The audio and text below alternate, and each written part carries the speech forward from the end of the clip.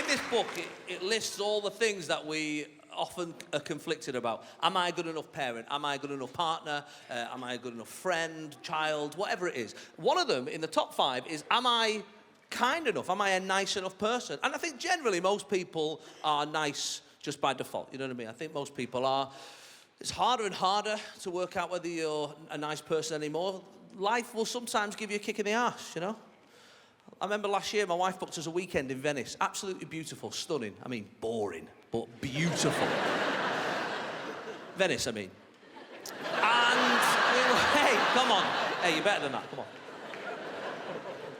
We were wandering through the Piazza San Marco, the centre of Venice, on all the postcards, hand in hand, having a lovely romantic time. There's thousands of years' worth of architecture and artwork, and the sun is beaming down, and people are having a beautiful time. And I'm like a helpful bloke, annoyingly so. You know, if you need a help with a buggy up some steps, luggage down some steps, a lift door leaving open, I'm your guy, I'm always there. And as I'm walking through the centre of Venice, I spot, through the crowd, an Indian family, about 6 or 7, and there's another Indian fella, and he's taking a picture in front of a beautiful bit of architecture. So I just see some people in need, so I have a little wander over. I said, excuse me, mate, excuse me. I said, do you want to take a picture of all of you together? And he said, what? Quite rudely, and I was taken aback. I said, do you want to take a picture of you and your family all together? And he said, and I'll never forget it, he said, that's not my family.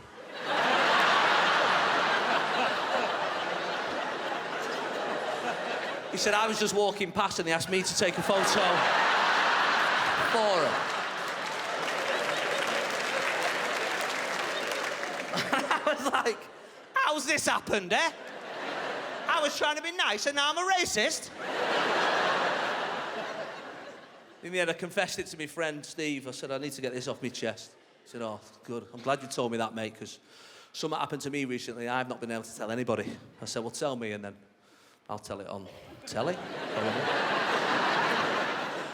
So this is what happened to my mate, Steve. Steve lives in South Manchester, a very multicultural area, the sort of place you can't get through the day without respecting people's viewpoints and beliefs in things. It's one of the things that makes it a special place to live. And he's gone to use a cash machine. And when he gets there, there is a man already using the cash machine. 6 foot behind the man, so quite the distance, there is a woman waiting a turn. So Steve comes over. He's not exactly sure what's going on, because that's quite a distance for a queue. So he just says to the lady, excuse me, are you in the queue for the cash machine? And she answers very politely as well. She says, I am, yes. She says, I'm Nigerian, and my religious beliefs are that because I don't know this man and I'm unmarried and we're not related, this is the distance that I feel safe and respectful to what I believe in. So because Steve's a very thoughtful person, he then stands 6 foot away from her.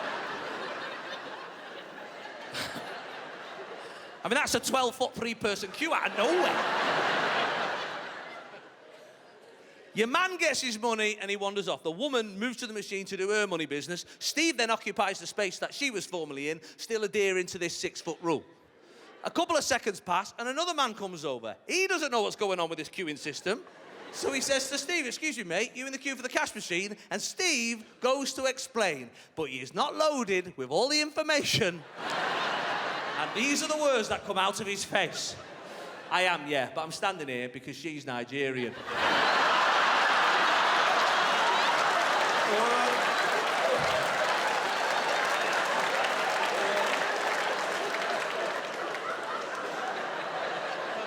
Even when you're trying to be nice, man.